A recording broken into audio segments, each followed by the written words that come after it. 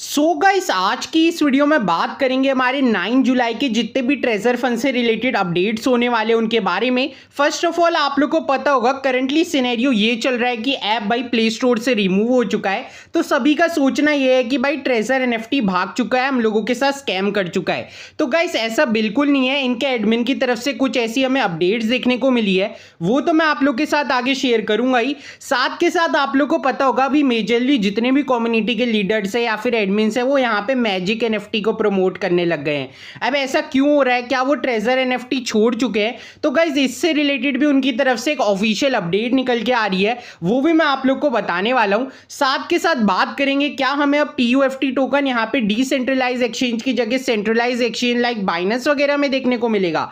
अब गाइस इससे रिलेटेड भी बहुत मेजर अपडेट्स आई हैं और कुछ मेजर अपडेट्स निकल कर आई हैं स्पेक लिस्टिंग से रिलेटेड, तो सब कुछ इस वीडियो में कवर करेंगे। तो ये वीडियो गाइस आप लोग के लिए बहुत ज्यादा यहाँ पर इंफॉर्मेटिव होने वाली है, तो इस वीडियो को यहाँ पर पूरी देखना। जैसा कि आप लोगों को पता होगा इनका एयर ड्रॉप गाइस यहाँ पर 23 नवंबर तक एक्सटेंड कर दिया गया है और सभी यहाँ पे कम्युनिटी लीडर्स अब मैजिक एनएफटी को प्रमोट करने लग गए हैं। तो वो क्या यहाँ पे भाई ट्रेजर एनएफटी को लीव कर दिया और अब ट्रेजर एनएफटी वापसी नहीं करने वाला। तो गाइस इसी से रिलेटेड इनकी एडमिन की तरफ से अपडेट आया है।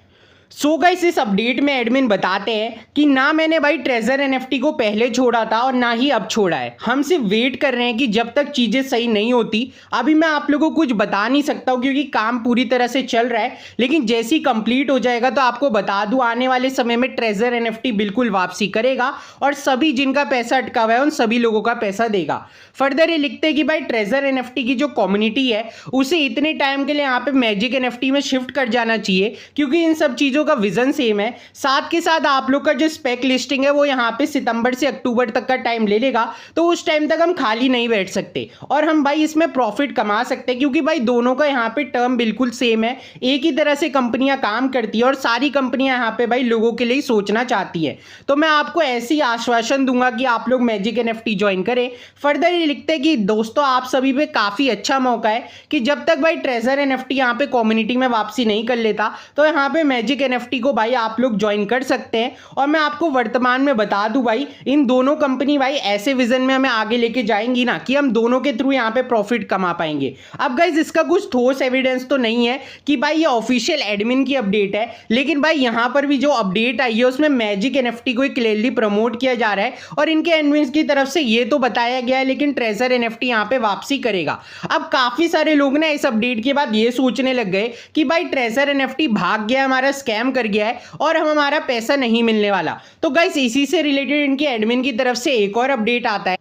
गाइस ये यहाँ पे लिख के बताते हैं कि भाई ट्रेजर एनएफटी किसी का भी पैसा लेके यहाँ पे नहीं भागा है और ऐसा नहीं है कि किसी का पैसा नहीं मिलेगा। राइट नाउ भाई सारी चीजें सारी फंक्शनैलिटी ट्रेजर एनएफटी की कंप्लीटली वर्किंग है।